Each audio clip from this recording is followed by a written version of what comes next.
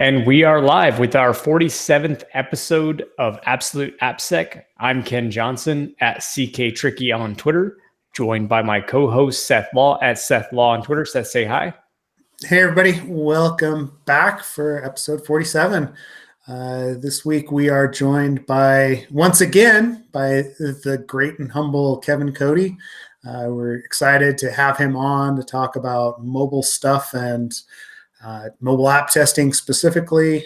Both Kevin and I play in that space quite a bit, so it'll be fun to get into those things. But before we get started on that, let's go with the AppSec Minute, or AppSec 20 minutes, as Kevin was calling it, I guess. Is that what we're really going to go with now? Because it does take us longer than a minute. We'll try and keep it short. Ken's got something from our course, the Seth and Ken's Excellent Adventures in Secure Code Review, that we wanted to talk about this week, just to help those of you that are actually into code reviews, that are doing that on a daily basis. It's one of the things that we teach, but it's also, just kind of a straightforward, it's a part of our methodology. So Ken, you want to take that away? Sure. And first of all, let me say to Kevin, congrats on being the first guest to three-peat. Got a couple that have been on 2 shows, but I think you're the first guest to do 3 shows. So, crap! Awesome. Shut it down! We can't do that yet. Does that mean I might get a sticker or a T-shirt in the mail? Did you not get a T-shirt? No, he hasn't gotten one yet. You're on the list. We were talking about it last week, Kevin. I'm sorry, that's on me. Yeah, I think we're going to split West and East Coast is what we came to decide, and I'll ship to the East Coast. He'll ship to the West Coast. So it's Ken's fault. You blame Ken. You're on PA, so it's definitely on my bad. So, anyways, back to the AppSec Minute. So. One of the things, as Seth mentioned in the course that we talked about, one of the many things, one strategy specifically that we talk about when doing code reviews is creating a list of routes. So let me share the screen here. And present to everyone. That should work. Cool. Hopefully people can see it. So this is kind of this is from our slides in the course. This is the typical sort of layout an web application has. So you've got a route or an endpoint, like say /home, for instance, in the URL. So you've got a defined route, and that goes next to a place that the logic is going to be processed, both hopefully authorization first, and then on to like a controller action, which will become a little bit clearer here in a second. But basically, once your request hits this route, the application says, okay, let's enforce some authorization logic, and then, okay, let's go ahead and process whatever the request had, like whatever parameters it had, whatever content it had, and do something based off that. And in some cases, that's calling the data store, so like a model. Other times, that's rendering a view. It could be doing up a queued job, as you see there, like sending out emails or whatever the case may be. But that's the general sort of flow. So to make that kind of checklist of here's all the endpoints that I want to check, and let me be very clear, in our course, we recognize that you might have a 2-week test and you won't be able to do like 10,000 routes, each one of them analyzed, right? There's other strategies for that, but that's not what this is about. This is about about mapping, about creating these routes. So I'm going to switch to slide 40. This is an example of like a Rails application. And when you run the rake routes command, so if you have all the gems installed for this Rails app, here we're just showing using Rails Goat. But when you run rake routes or Rails routes now in the newer versions of Rails, you'll get specifically some important bits here are, go to the next slide, the verb. So the HTTP verb, so get, put, post, whatever, /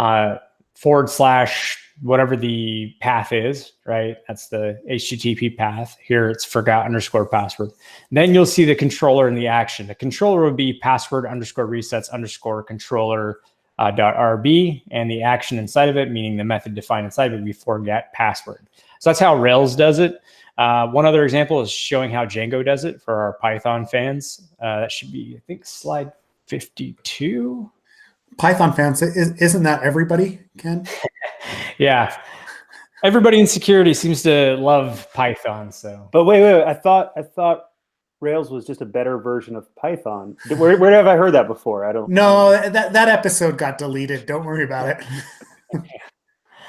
So this is using manage py and the show underscore URLs command, and then you get the same sort of setup. The difference is that, weirdly enough, in Django, get and post aren't necessarily defined in the route, right? They're defined inside of the actual action. So you'll say, like, if the request is a post or if it's a get, do some stuff. So it's a little bit weirder. It's a little bit weird, but it's still nevertheless pretty helpful in creating a list of endpoints. And then again, the point here, to be very clear, the point is that when we create this map, we create this list of routes, what we're trying to figure out is, okay, if I have this HTTP request, where does it go? What authorization is called? And then from there, I need to like trace the entire request end to end. So we call that source to sink, the source being your HTTP request and the sink being the last place that code is executed. And wherever it branches out into in between those points. So Seth, I'm going to go ahead and stop the screen share. But is there anything you wanted to add to that? Yeah. Basically the one thing, I mean, Ken showed some good examples of how to do that with both Rails and Django. The thing that you need to realize in most of the other languages, if we're talking like Java Spring or even, .NET, like other frameworks and languages, it's not that easy.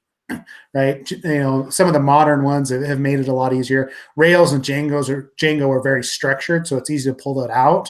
But even something as simple as like node applications, you're going to be searching through an IDE for app.get or app.post to actually find those routes. It takes a little bit longer in those cases, but it's still something that you've got to do early on in a code review rather than later, so you understand how the application is actually written.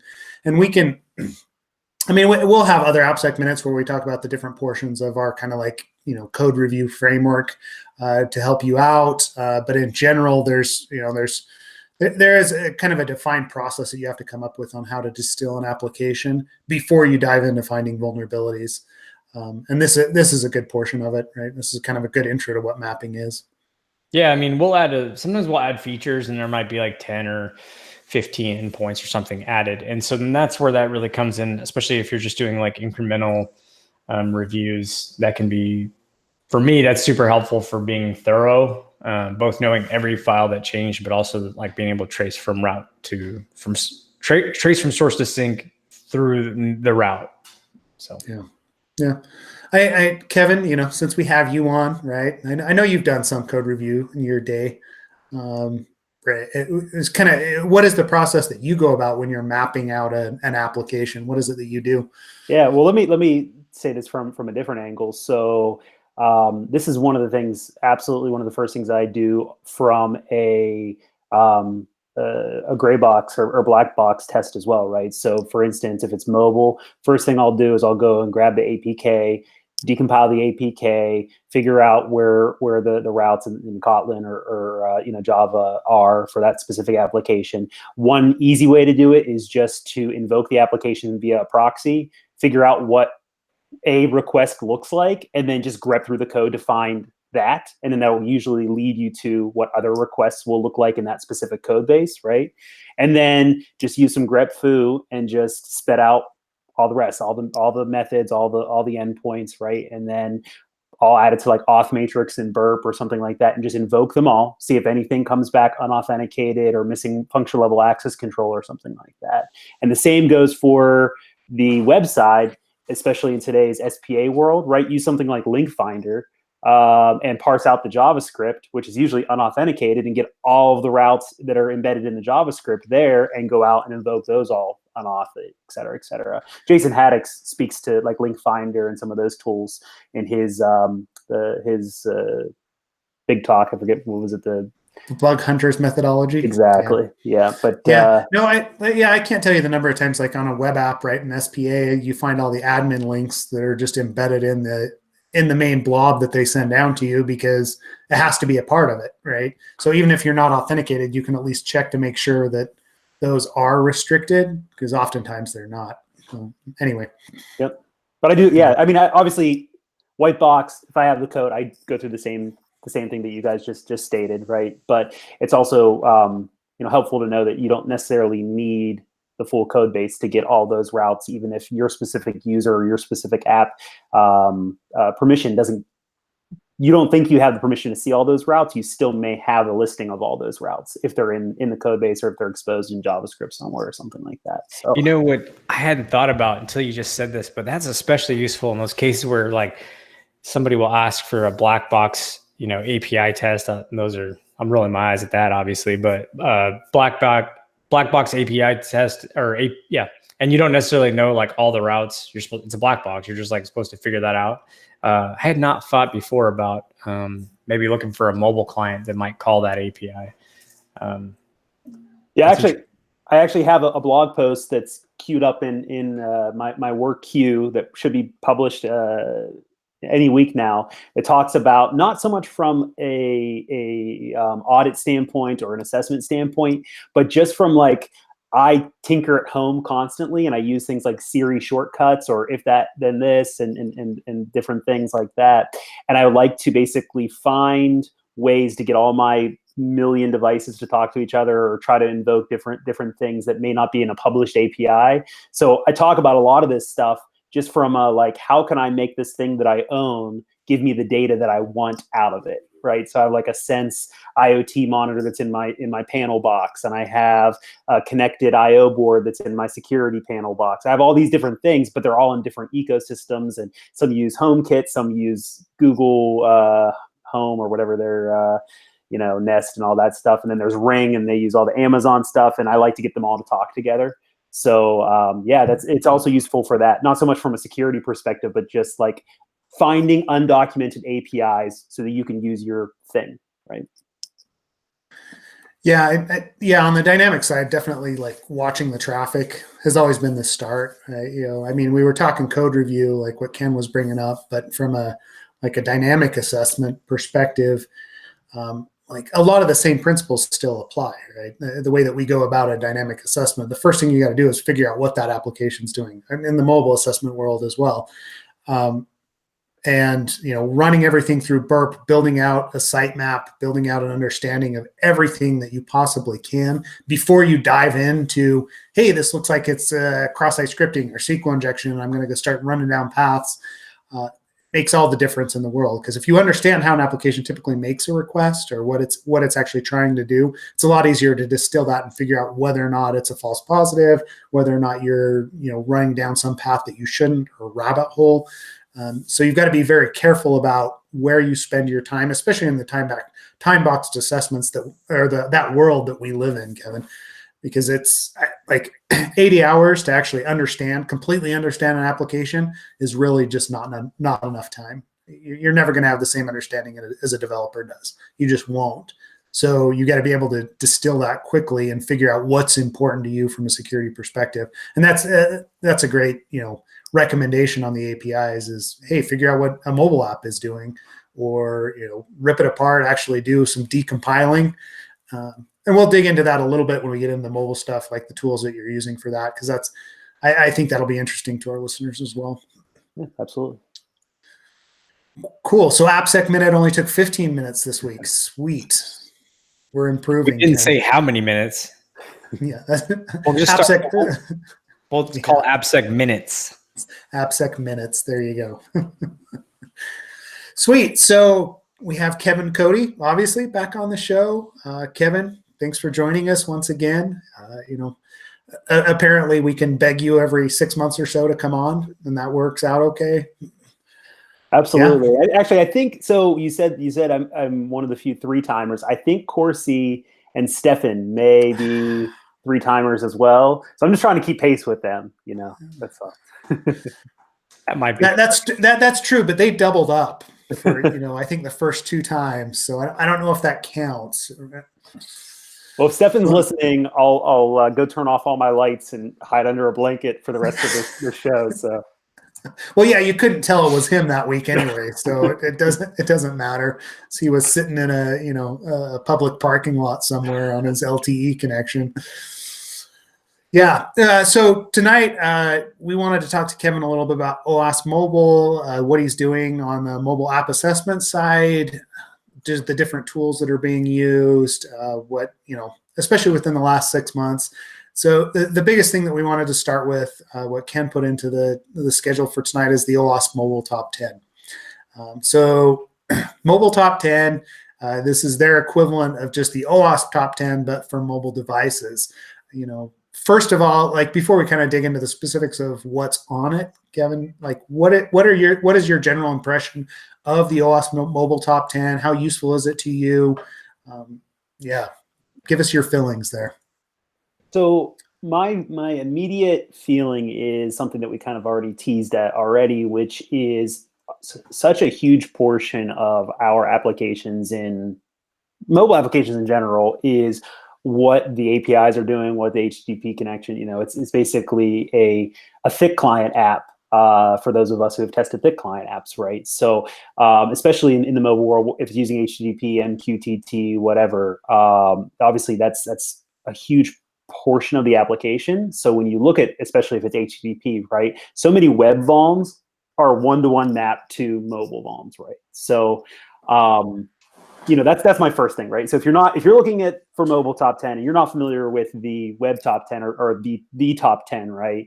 That's the first place you want to familiarize yourself with, as long as there is some type of API, HTTP connection or whatnot. But other than that, I would be remiss if I didn't say the last revision of the mobile top 10 was 2016. So it's and before that, I believe it was 2013. So it's probably on the path of being revised. If not, I really can't harp on it because I'm not part of that project. And so I don't want to sit here and say, it's stale or anything like that. Because last week you guys had Daniel on, and he just did finish the top 10 IoT stuff. And at least he can say he was part of that project, right? He was putting in the hours, he's putting in the effort. I am not part of the mobile top 10, so I'm certainly not here to bag on anyone. But overall, the biggest thing, right, is just making sure that you're thorough with the web top 10 and looking at the rest of the mobile top 10, and just familiarizing yourself with what the thick client portions or the iOS or Android or whatever mobile OS you're using, and getting the rest of that coverage, which is basically the rest of that top 10. So yeah, if anyone knows if they're working on another version, let us know. We'll make sure Kevin volunteers for it. We'll talk to Matt. We'll volunteer you for that effort, Kevin. Right? That's what you need. I really wouldn't be against it. I run the Pittsburgh OWASP chapter. We do a few, meeting a quarter, or I try to do a little bit more than that. But outside of that, I kind of stay away from the OWASP world, not on purpose, just I obviously use the materials or whatnot. So I probably would dip my toe in a project, at least to get the sense of how awesome or terrible whatever one it is. But I don't know. I'm not on any lists right now, so maybe I should just stay undercover. Yeah, for those of you that aren't familiar, Kevin and I have worked on the mobile app side for quite a while, and we've worked together, and we're constantly bouncing stuff off each other. But from my perspective, the mobile top 10, especially the first couple iterations, were pretty just willy-nilly, right? I remember one of them, and probably in the 2013 list, was basically, number 10 was the OWASP top 10, basically right? It was like, all right, so you have these 9 things, and then you have the OWASP top 10, which is valid. I always struggle with some of those that are further on down the list, right? Really hey, am I going to go in and tell someone that they're that they need to implement reverse engineering protection on their little application? Yeah, I get it. But I have a hard time saying, hey, this is one of the top 10 things that your company should worry about, right? Hey, maybe if you are doing a mobile game and that's where all of your revenue is coming from, yeah, let's have that discussion. But most of the things that I look at, I'm like, hey, this is a reincarnation of your ordering application online. Reverse engineering, it doesn't really buy you anything, the cost of that. So me pulling it straight out of the OWASP top 10 and dropping it into a report doesn't make any sense, at least for the majority of my clients. I don't know if you found the same thing. Have you, or is it, are you running into places where it's been wildly appropriate?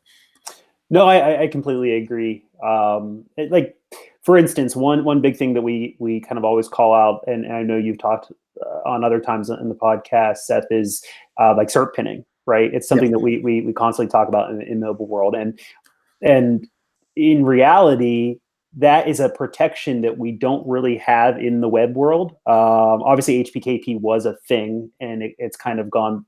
It's been deprecated by Google, so Google is the top market share in that world. But that would be like a for instance, right? So you don't have the protection in your web world, and if there isn't anything that extra that your mobile app is exposing that your web application doesn't, then is that really something that should be on the top of your list of implementing, right? Obviously, the threat model of a mobile device is a little bit different because you are jumping on airport Wi-Fi's and things like that. But at the end of the day, it is very difficult to get a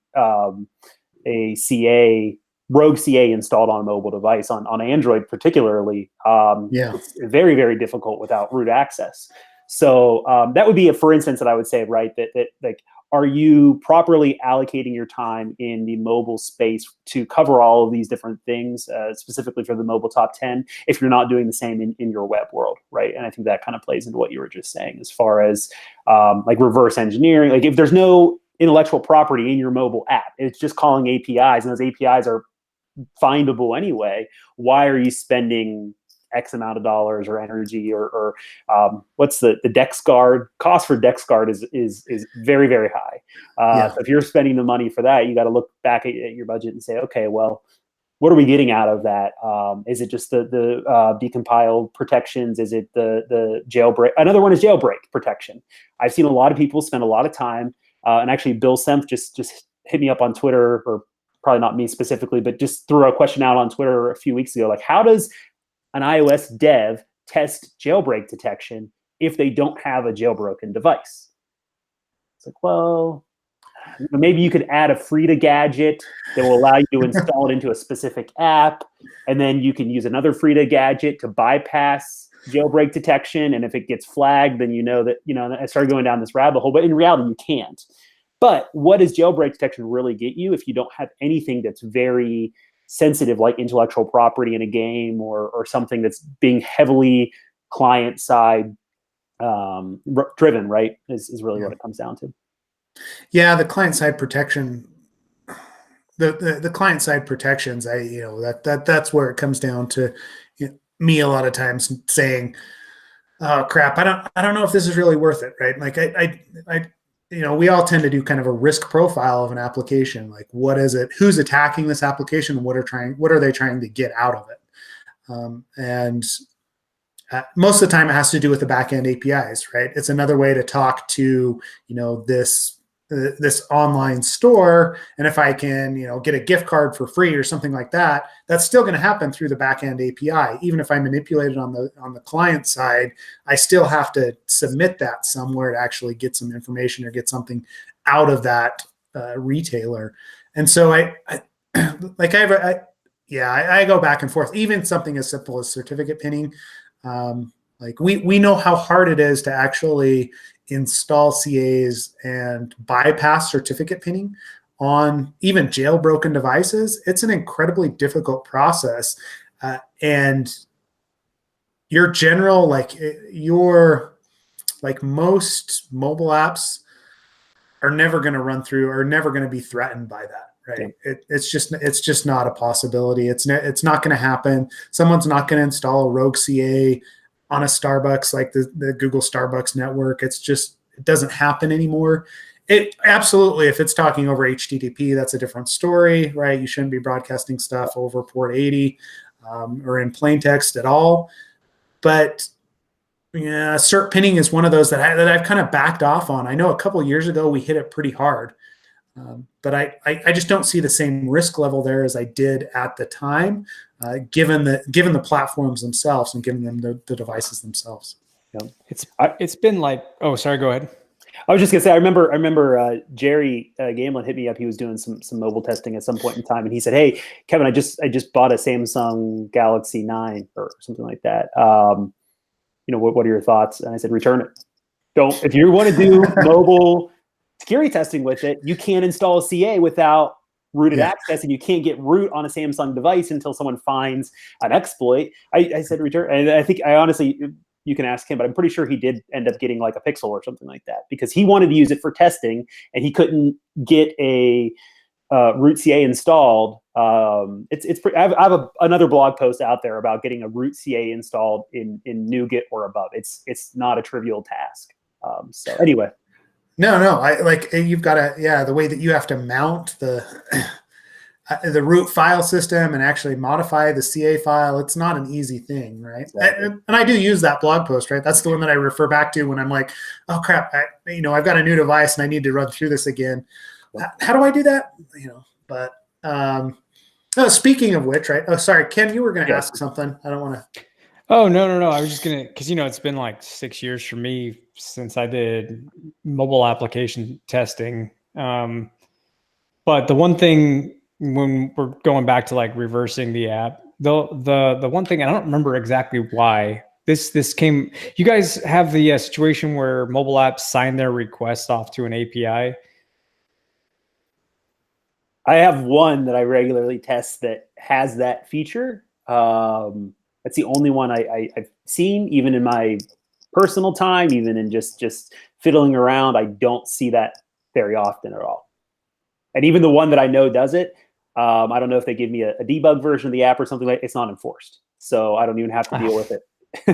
Oh, okay. Well, because I was going to say, I'm not sure how relevant or how prevalent it is these days, but that's the only thing I could think of is like, that was sort of, I'm not sure if that was for authorization. Maybe that was for authorization. Like, how with S3 buckets, like if you want to request some of the data or some data and it's a lockdown policy, you have to sign the URL. So you get this like cryptographically long URL and you can hit that for however long the signature is good for. I saw that with mobile apps and I wasn't sure like, I guess if you, well, these mobile apps probably store the secrets in plain text anyways, right? So yeah, what it all comes down to is jailbreak detection, cert pinning, signed requests, anything that's done on the client, right? If you have the wherewithal, you understand enough, you have the access, you can dump memory, you can get to the shared prefs, you can get to the keychain, you can get to all these different, the Android key store. I just saw a blog post a couple nights ago, actually, and it was on VMware, Oracle's, the change it key they use everywhere. That is the key for the key store for the VMware Fusion or whatever VMware mobile app. And what they do is they basically have their own CA list.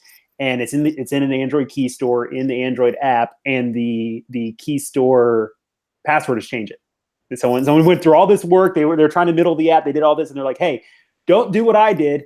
Just open the key store, use the password, change it, add your CA to that key store, and you're good to go." But the moral of the story is, you have access. You have root access or a jailbroken device, and you can modify anything on the file system, anything you want. Dump the key store, all this stuff. So anything that's applied at the client side is probably not sufficient enough to keep really, really sophisticated attackers at bay, and is probably overkill for the vast majority of what you're trying to protect against. So I don't know. I'm not saying it's useless. Obviously, defense in depth, all that good stuff. But like you mentioned, Ken, signed API requests or whatnot. There's some functionality within the app that does that. There's secrets or keys or whatnot that have to be embedded to do that. So unless you're pulling it out from one request and passing it to another, which could obviously be extracted as well, it's just another hurdle. Okay, yeah. I mean, and I think we all know that obfuscating is never going to be a foolproof plan. So that's not necessarily something I'd advise, is signing the request and authorizing based off of that. But just a more of a curiosity thing to hear your input, and also to see if that's something that happens these days. So thank you. Absolutely, I agree with you. I'm not saying it's a bad thing to do. It definitely adds complexity. But Seth, do you see that very often? I don't see it very often. No, I'm trying to think if I've seen stuff that actually signs requests. There's been a couple apps that do something that do some strange stuff before they send a request off. I mean, with Frida instrumentation, it's very easy to actually initiate another request, right? You may not be able to replay something using burp without figuring out exactly how they're doing that signature. There was one, I'm thinking about, there was one within the past year that I looked at that was doing something like that, but it was a gray box. It was an open, we had access to the source on the server side. And so we just, created a little burp, Python script that would generate, that would generate those requests for us, and we could do the same testing. So I'm sure we could have done the same thing just looking at the mobile app as well, or instrumenting it through the mobile app using Frida. So it's not super common. I mean, that's one in the last probably 20, 25 mobile app assessments that I've done that I actually saw something that was like that. Okay. Cool. Yeah, no, I feel like I've run the gamut of crappy situations where you have to create an extension in burp to not only for signed parameters, but also if the content comes back in some compressed way or some stupid, proprietary protocol garbage. Yep. So I don't know if you guys run across that with proprietary protocols and having to, or is it just pretty easy, just straight up HTTP all the time? It's mostly HTTPS, right? That's the majority. I do see some WebSockets, but not a lot of that either. It's mostly just a straight HTTPS, unless there's some specific reason or something they're looking for out of WebSockets. It's either a RESTful endpoint or some SOAP request, some XML request. That's typically what it is. I don't know. Do you see much else besides that, Kevin?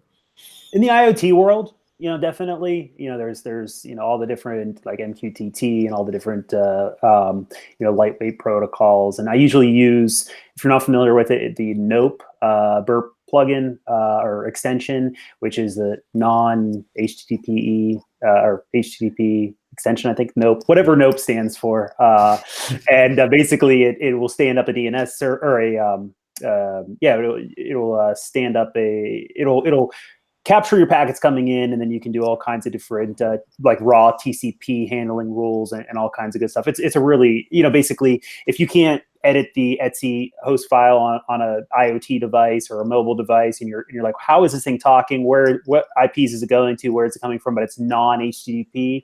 Nope is a really good extension to use, for that, or even just MITM proxy or something like that can handle non-HTTP a little bit better than say a burp or a zap or Fiddler, whatnot.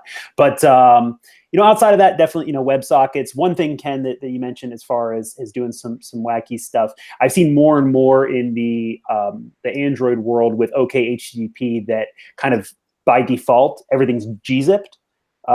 So that can, add some complexity as far as gzip, decompressing and altering, and the burp macros can help with that. But there's also an extended macro extension that I use in burp, which is helpful too, because you can basically write different regex rules to pull stuff out and do some things, and then multi-step macros compared to the default burp macro is a little bit of a kludge. So. Yeah, gzip compression was one of the, not proprietary, but you know what I mean? It's one of those added, WTF compression things, or compression protocols that makes it difficult to do what you got to do. So. Yeah, I know, like specifically like Crashlytics in the analytics platform, they do gzip, but they do it in a multi-part form. So even if you have like the gzip automatic extension in burp that will automatically decompress that for you, because it's in the middle of a multi-part form, it doesn't see that encoding and it won't decrypt it for you. So it adds another layer on top of it, which is again fun. Yeah, that's why. I mean, and this is why I'm not. I gave up on the mobile world, you guys.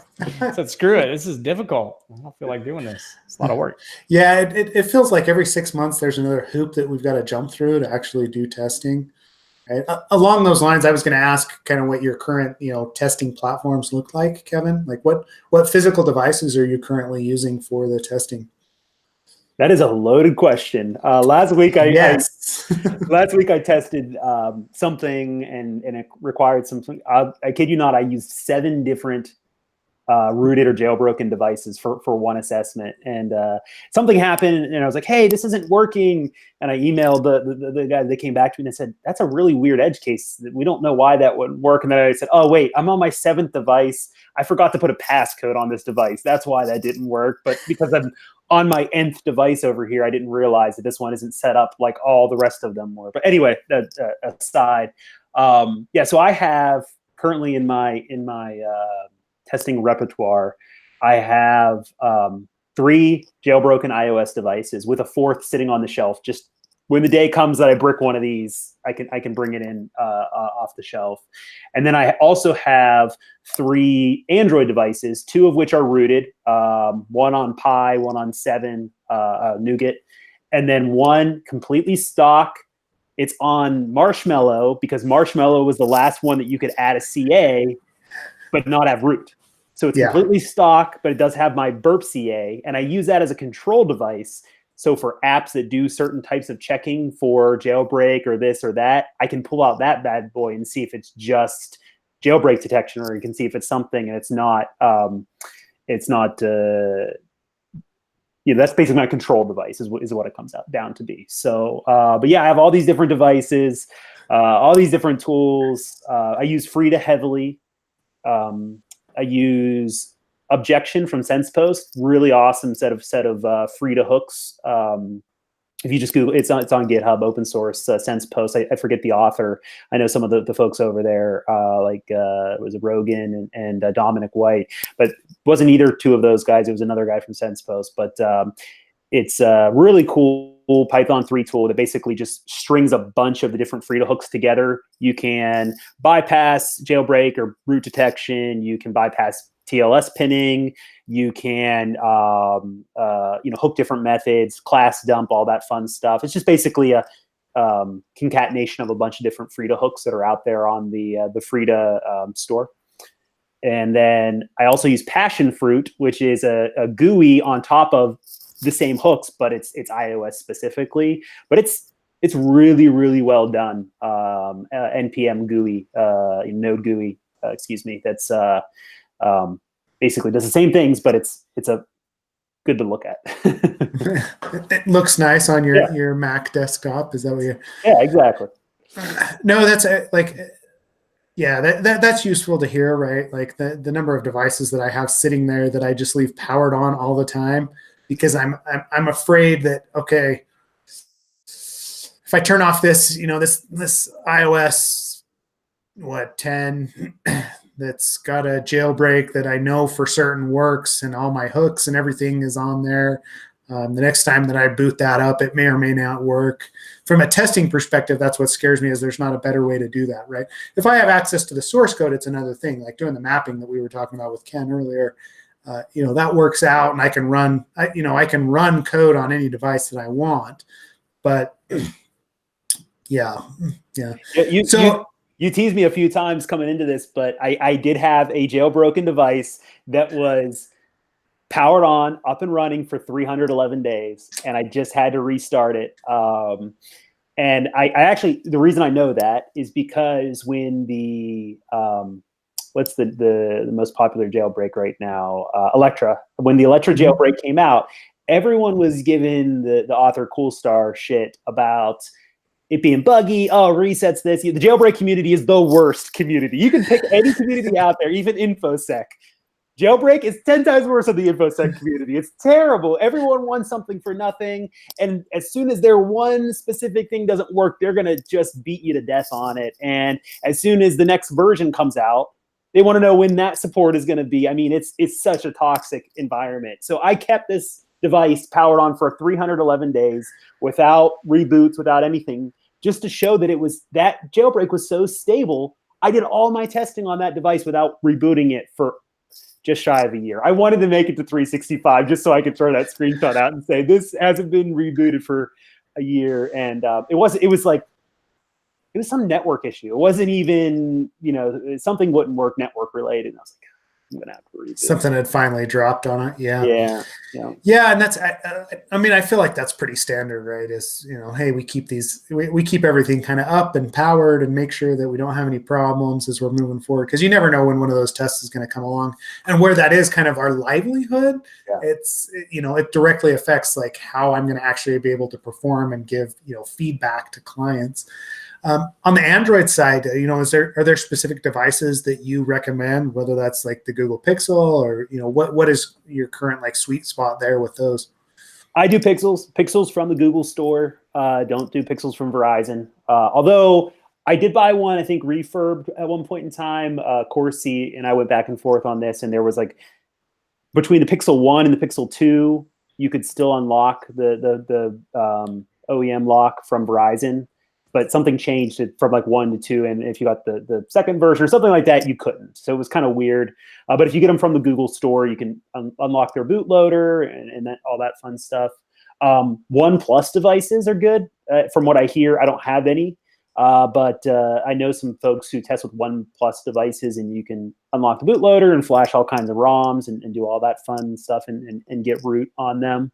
And then actually, completely in the face of Motorola, in the face of Samsung, Motorola devices, you can actually go on their site and put in a request to get an unlocked bootloader. It's only for a portion of their devices. So like some devices, like prepaid devices, you can't get unlocked because of the fact they're giving those things away for nothing. But yeah, I mean, there's certain OEMs that are not very good to work with, and there's certain ones or certain types of devices that are really good to work with. I kind of just stick with the Pixels from Google because you kind of just know that you pay a premium, but it's going to work, and you get it, and it's going to be supported for X number of security patches and X number of main releases, and you don't have to think about it. So yeah, and that makes sense, right? Like I was going to say I was going to bring up Motorola because I've got like one of it's a couple of years old, like a G5 Plus or something like that. But that's exactly what it was. So if like anyone listening, if you're looking for Android devices, before you buy anything, XDA developers will tell you what the status of root is with those devices. And if you haven't checked that, don't buy it. Because I've returned devices before because I'm like, hey, that's a sweet deal. You're walking through, Costco or Sam's Club, and you're like, sweet, and you grab it, and it's like, never mind, I can't do anything with this. But Samsung that's one that's been hit or miss depending on who's found an actual like flaw or vulnerability to root those devices. But Pixels, I mean, it sounds like you've done similar paths to what I do, right? Which is not surprising, given what we're trying to accomplish. So, yeah, I just wondered. So, from a Frida perspective, right? You were talking passion fruit. You're talking objection. What does your normal workflow look like when you are injecting an application? Like, what is it that you're trying to accomplish with those Frida? Or with Frida or with objection that you couldn't without it? Just give us a short rundown. This is more kind of AppSec minute-y, but I think it would be useful for people to know. Yeah, I mean, it's kind of the hooks that have been created or published, especially on the Frida.re, the code share site, or the the hooks that are integrated into passion fruit or integrated into objection are kind of there for a reason because they're pretty popular and the things that people want to do. So, for instance, bypassing TLS pinning, dumping out the contents of the iOS keychain, class dump, dumping all the classes. So specifically for like iOS, if an app is encrypted and you can't, decrypt it with Clutch or something like that and get the contents, it's more difficult to decompile an IPA than it is an APK. So being able to dump the classes and methods and all that fun stuff from iOS at runtime is easier. So using a tool like Frida to do that.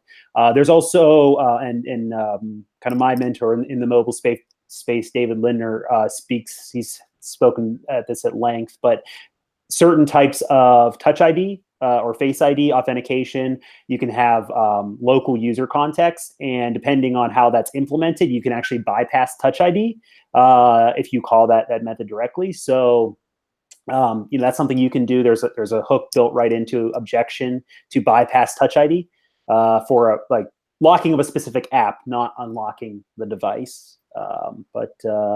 Yeah, I mean, I hate to diminish it, but if there's a hook made for it already, there's probably a good reason for it because a lot of people use it for that. But the cool thing about Frida is it's infinitely extendable. You can create it, uses JavaScript or Python to create your own kind of special thing. And if the app does a certain thing that you need to invoke, you can probably use Frida to call that method or do some type of function on the app, in the app. Yeah.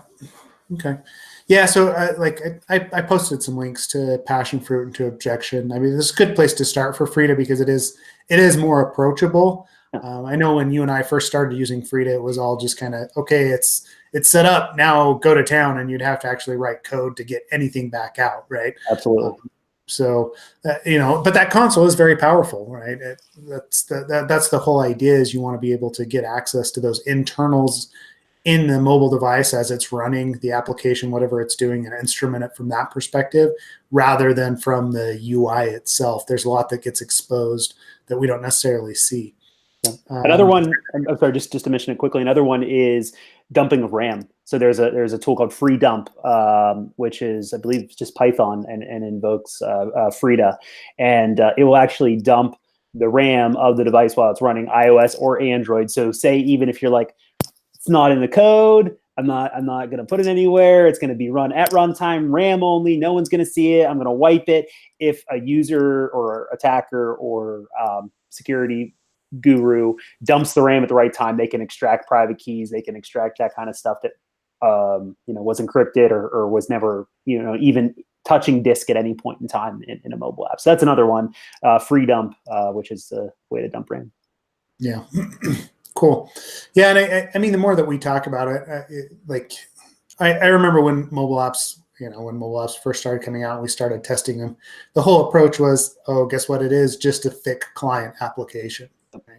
So anything that we could do with even your browser as it's running on a desktop, that's the same thing that we're looking at for an app. And we're looking for the ways to actually do that inside of the mobile ecosystem. It used to be really easy to get in and actually get access to that. And that's why we're so afraid of, jailbreaks and things changing and upgrading devices, because if we lose that access, it's very difficult to instrument. Even then, I mean, Frida does run somewhat on an unjailbroken device. It's not quite as powerful because it doesn't have root access like we would like, but there are still some things that we can do with it. Yep. Cool. Let's see. I don't know if we've had any questions yet. No, I haven't seen any questions pop in. But, I'm pretty much sitting back like, this is all very interesting. And Ken's listening to our pain. That's basically what it is, right? Sitting on his his beach over there at GitHub. No, I mean, so for me, I mean, I haven't done it not because I didn't want to. I was joking before. It was just, mobile wasn't something that we, I guess early on at Invisium, we had mobile, but as we progressed, I didn't tap into the mobile as much. I'm doing that direct work. So then after, was GitHub. So I feel a little lost, but it's nice to hear you guys talk about all this stuff. Do you guys have any mobile apps at GitHub that are public? No public apps. Do you have like a Mac OS client. Yes, we do have client. we do have a GitHub desktop client. Correct. Yeah. So on that side, are you getting involved with actually testing that thick client as well, or is it some other team that actually deals with that? In terms of testing it, so it's not necessarily like one of our core. I should probably. I don't want to take too long on this, but one of the things I really like about my boss is that, and the team in general, and their approach is the scope of what we assess. It's very specific. Seth, you and I, when we teach the course, we were just talking about this at AppSec Cali, how we had folks who were like, oh yeah, we've got this many hundreds or thousands of apps and these small teams to do these assessments. Well, there's your first problem. Your scope is wrong, in my opinion. So our scope is very narrow. It's only what we, the most important things, the money makers right now. So no, I don't do a ton of assessments on it. That's a long-winded way of saying we prioritize our efforts elsewhere. Yeah. Very politically correct to say it. Yeah.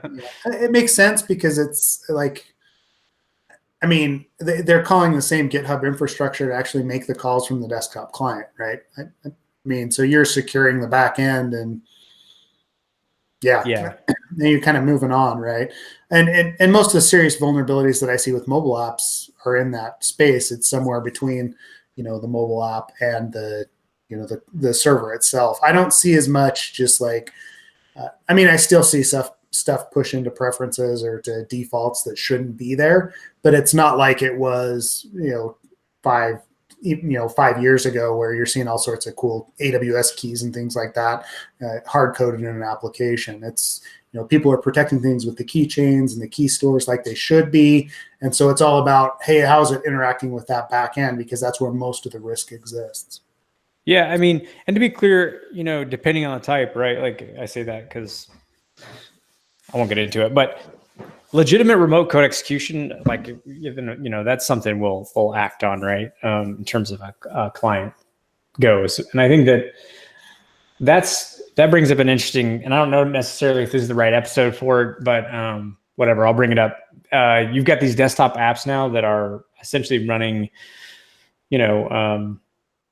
like a mini web browser on your, as a client on your machine. And so basic XSS basically can turn into remote code execution. I don't know if you guys come up. We do. We see the same thing. You're talking React Native. That's exactly what happens with React Native applications on mobile apps, right? If you find XSS in a React Native application, it's just like an Electron app that's wrapped for a desktop. Game over, because you can execute basically whatever you want, right? Am I wrong on that, Kevin? No, and I think kind of to dovetail into what Ken was saying, as far as like Electron apps, you have folks like Tavis Ormady or looking at like these Chromium forks that have crazy, risky hard coded this or exposed debugging that, and or they forked this really old version, which is 50 patch cycles behind, or whatever the case is. It's like there's definitely ways to do that badly too. So yeah, I think some folks are like, well, Chrome is the most secure. I don't want to say the most secure, but the Chrome has its advantages, and going down the Electron route has its advantages cross-platform. And as long as you have the memory to run all these different apps, you're sorry. No, I agree. Because the memory, because like I love Slack. Yeah, that was what I was gonna say. I love Slack, but man, does it kill my? It spikes. Although I'm not sure if that's happened in the last week or two, but yeah, it usually does. It usually the last week or two. Yeah, it's been stable for so long. Yeah, that's one of. I'll take what I can get. I'm not as picky as apparently the jailbroken community is, but it's in terms of like Electron and Chromium, the thing with those is like they don't ship necessarily like they're secure, right? And often their defaults are not secure. So it's up to the actual individual implementers to sort of lock things down. And you'll see that doesn't, clearly if you watch bug bounties or you catch up on security news, you can see that they're often not configured as securely as they could be. The actual people that are implementing Chromium or Electron or something like that. So read the manual. Wait, you mean secure by default is not a thing in that space? Is that? Yeah, I mean, it's purposefully, very flexible. So yeah, you kind of have, and this, like, that's always the interesting thing too, is dealing with different protocol handlers and like what protocol handlers are allowed, and locking that down, so that you can't just like call local files or something like that. It's always some fun stuff. So client apps, are you guys testing any client apps at the moment, or have you done any testing, let's say in the past few years, of not mobile apps, but just client apps that are using web standards? Kevin? Yeah. I'll just leave it at that. Very recently. I mean, yeah, I mean, yeah, I don't have much to add. I am doing that, and it's pretty common. I mean, I think you guys have like React Native and Chromium and Electron are obviously the big hitters. So assuming you found some findings, or you found some vulnerabilities, can you give a feel for like the percentage of what was just not setting a default configuration correctly, or what was just baked in like vulnerabilities, like the way that the app was built? So I guess it depends on where. How can I say this? So obviously, every assessor, every auditor, every firm has their niches, and mine is definitely more towards web and mobile. So I'm not a Tavis Ormany as far as finding some of the awesome findings he had, or any of the folks in that region. So I will give you that grain of salt first. But as far as the kind of things that I found or tend to find in those, I think it kind of goes to your typical control areas of what you're looking for in whatever OS that it's running on, as far as like file level permissions and things like that. But I honestly can't say as far as whether those were secure defaults or framework related, as far as like a percentage versus what is first party code or configuration level or whatnot. So yeah. Okay, cool. Yeah, no, and honestly, we're not building stats off anecdotes, but we leave that to larger bodies of governing authorities. Kind of a dig, but yeah. So, but yeah, no, I was just curious, anecdotally, if you had a feel for that. So cool. Yeah, but no, I mean, yeah, it's interesting. I haven't done a ton of those, right? It's been a few years, right? When I was working at the bank, we did a lot more thick client application stuff, because I mean, that was all their, everything that they were running on the teller desktops and things like that was something that we were reviewing on an annual basis. So you got pretty good at actually dumping memory and things like that to see what was going on with them. But I wonder, I mean, with Electron and some of the newer frameworks, there's a lot. I feel like that like the attack surface of those is larger than it was on a thick client application, right? Something that's written on, using Windows APIs and C or C++. There's only so much that you can actually do with that. But it's the second that you open up that whole JavaScript side of things and another interpreter and SSRF and XSS becomes remote code execution. There's just like, we've opened up this world because of the way that we're designing those applications that wasn't there before. Seth, my favorite client app that I ever tested was with I mean, not with you, but we worked at the same company, Fishnet. There was this client app. So I went to the client site, and they were purchasing, they have like this whole department where it's a huge company, billions of dollars company. And they've got this whole department where they approve third-party apps to be installed on machines and be used. And so this app, it literally was like this. First of all, I did not know that like financials could be as complicated as they are, but that was essentially what this app did. It was like a financials type app. Anyways, when I say financials, I mean like compensation financially, because real quick, for like regular W-2 person, an employee, yeah, you have some benefits, okay. But if you're like executive of a billions of dollar company, your compensation gets super complicated. So anyways, this C# app, that was its business purpose, but all it did was it just sent SQL queries directly to a Microsoft SQL server in clear text. Authentication, obviously, like you just send as many times as you want, the username password combination, all kinds of fun stuff. But at the end of the day, you're also making direct queries on a SQL server about various executive staff's like compensation packages. This is just insane. There's no separation. So yeah, we ended up on that one getting on a call with the makers of that software. But yeah, you guys got any similar crazy stories like that? Like things just bizarre? Yeah, I mean, you talk about SQL servers, right? Like, I've seen quite a few thick client applications. Like, I mean, so I grew up in my security career at a bank, and the bank had been around for years and years. And so half of like these thick client applications would just access a share, pull up like an Excel doc, make changes to it, and then store it back out, right? So there's no permissions outside of, can I access this share? Yes, all right. And so like it was just like completely wild. And then you would have the mainframe accessing that same, or like a script accessing that same spreadsheet and pushing values straight into the main ledger for the bank, right? It's ledger database, an Excel file. yeah, basically.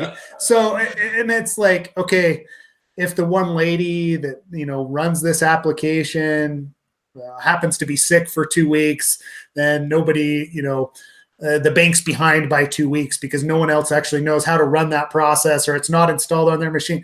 And like this was not an uncommon experience, right? We would have someone retire and they would have to spend 6 figures to replace what that person was doing, because this little old lady was critical to the operations of the bank, right? And yeah. Oh my gosh. I mean, that's pretty typical. I mean, like people don't understand the crazy, especially as a consultant, the crazy crap that you come across, like the just the weird, bizarre, esoteric, how is this a thing type applications you come across. And yeah, like we always talk about the web and mobile apps. We don't generally talk much about the really weird, and I feel like that's episode is just the weird shit that you come across as a consultant.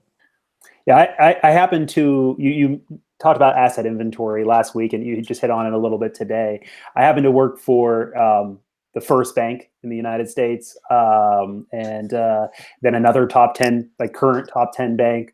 And the fact of the matter is, when you have, we talk about early adopters in today's standards, but at the end of the day, banks are historically not early adopters, but they've adopted over time because, they just have to run, right? So I end up being kind of adorned the guy who gets the weird projects, because I'm used to just like, okay, well, this week I need to look at this, or this next week I need to look at that. And, I've made friends with Phil and Chad, Big Indian Smalls, and Soldier of Fortran, because I had to test mainframe stuff. So I went to some mainframe classes, and I took their mainframe, evil mainframe class a couple years ago. And then next week I jump on an IoT thing because, the bank's teller system was talking to this system and had to print out this thing over there. And then the next week so at the end of the day, I totally agree with you guys.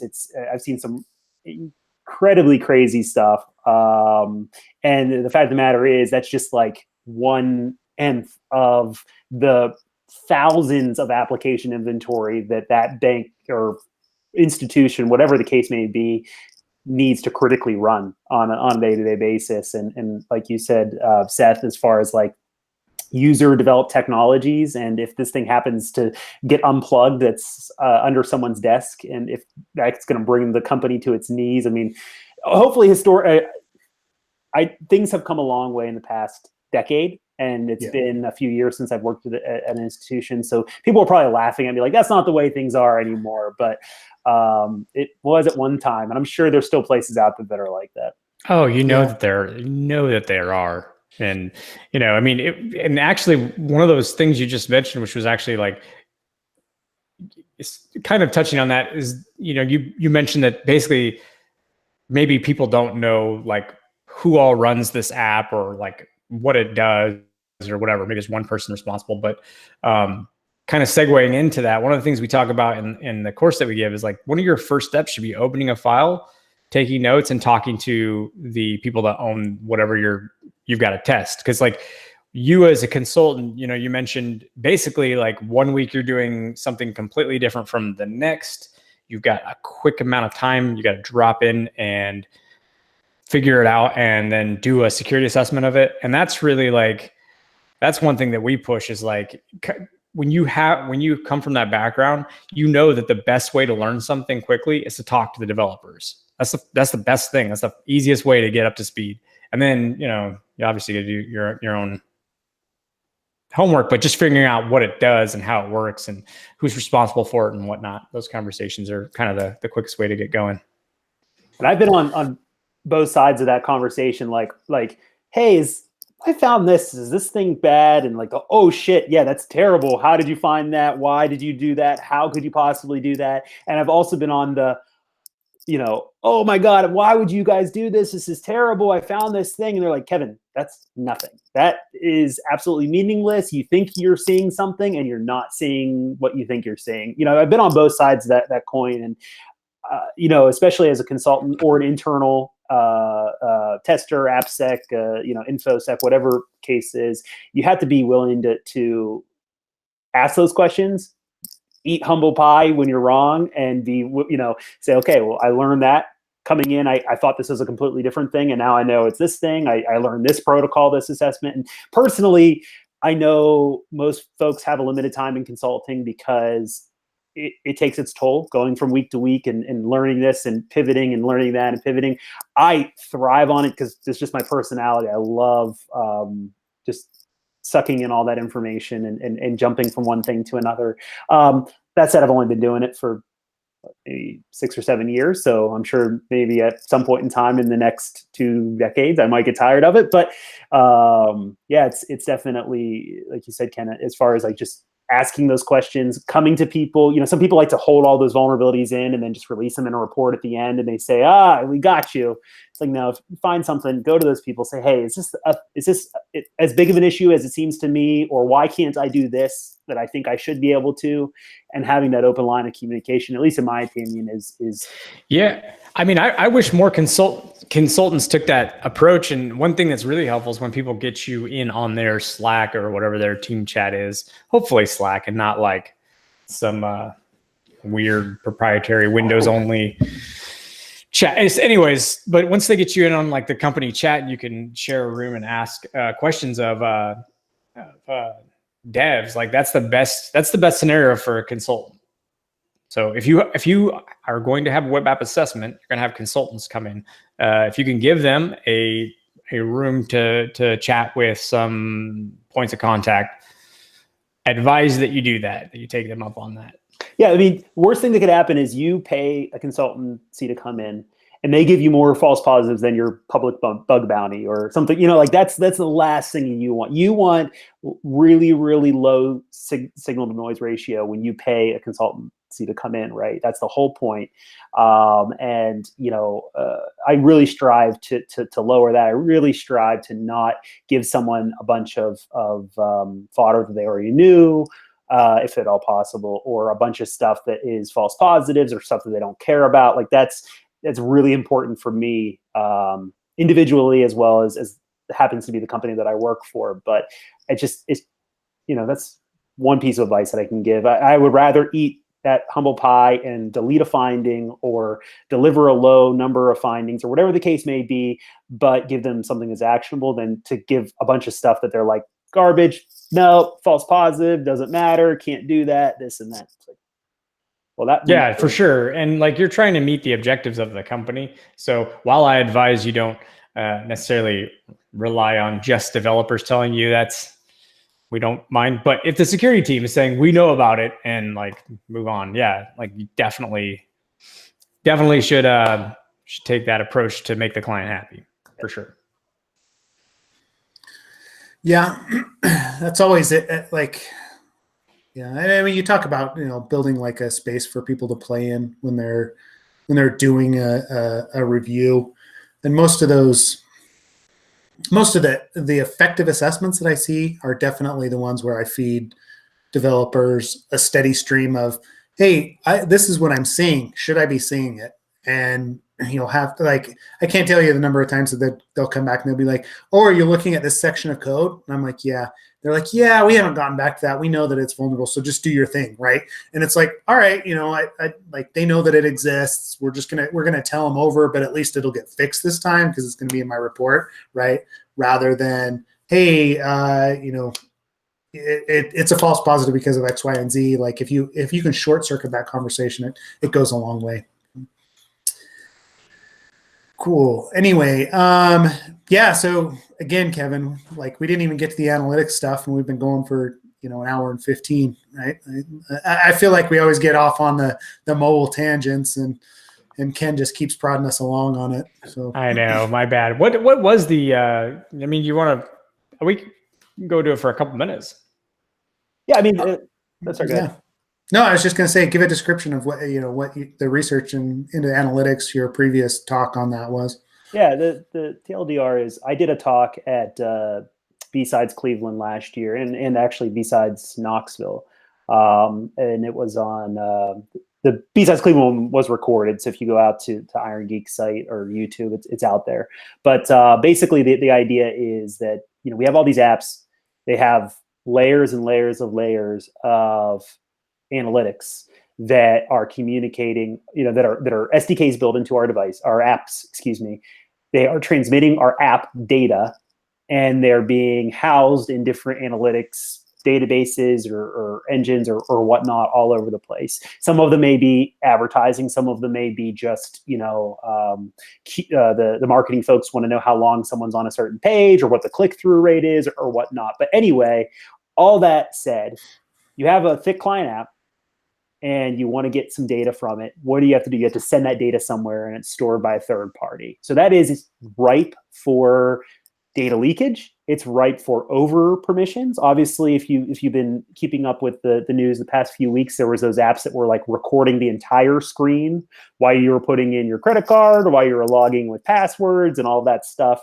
That's the kind of thing I've seen. I've seen full HTTP requests and responses and auth tokens and private keys and PII data, PCI data being sent to third parties. So anyway, the talk is on how you can pull apart apps to see that stuff using Frida, using decompiling apps and all that fun stuff, and what kind of stuff I've seen. And I haven't historically gotten into how to protect yourself, but I just submitted to a couple of different conferences kind of an updated version of this talk with more examples, more code, more top 10 or top whatever apps on the App Store, and talk about mitigations and talk about authentication to these portals and who's doing good, who's doing bad, that kind of stuff. So anyway, it's an interesting trail to start pulling on and unraveling, and it's definitely something that I have a personal kind of infatuation with. So hopefully, if that gets accepted to a couple of the CFPs that I've thrown out there, I'll share more with you guys. And really take a look at last year's because it's out there on YouTube. Yeah, let us know if what else pops up. Obviously, we always like to talk about the next couple places that you're going. I don't know, like what you're talking about. It fits right in like with the code review stuff that we do, right? We always talk about AAA, right? Authentication, authorization, and auditing, right? You got to look at what your application is doing from a logging perspective. If you don't know where that data is going, this is exactly what happens, right? It ends up in crash logs or whatever else, and then gets sent to a third party. That's obviously a bad thing when it's a credit card number or credentials or what have you. So, let us know.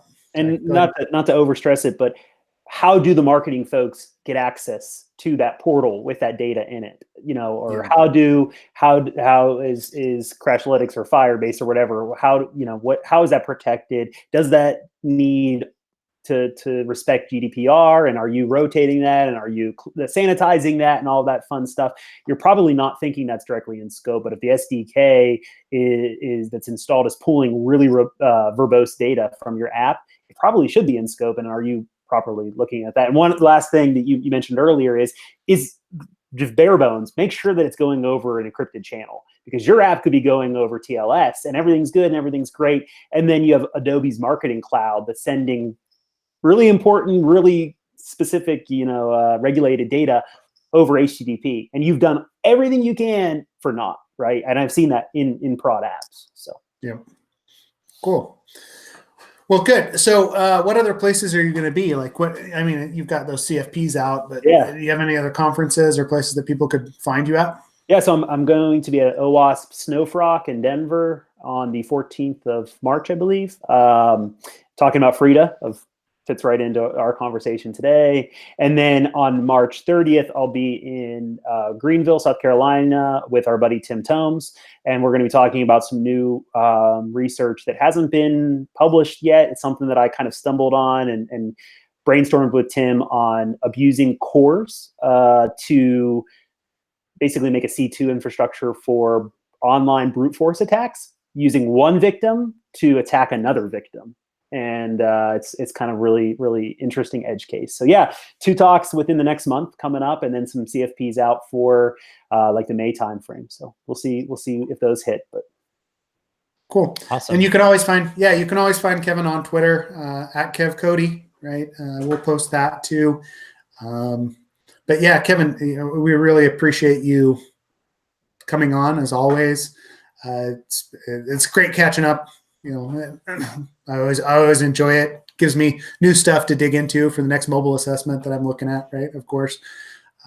Outside of that, I'll be at B-Side Salt Lake City this week. If anybody listening, come up and say hi. I'll have Absolute AppSec stickers and pins and other stuff. So, Ken, anything else that you wanted to list for tonight?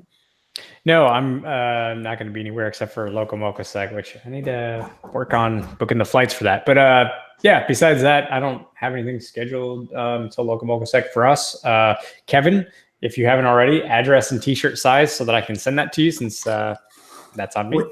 We've got it. I sent it over to you, Kevin. Yeah. No. Well, then I'm just terrible and need to get my shit together. So sorry about that. But yeah, so we'll get you the t-shirt out.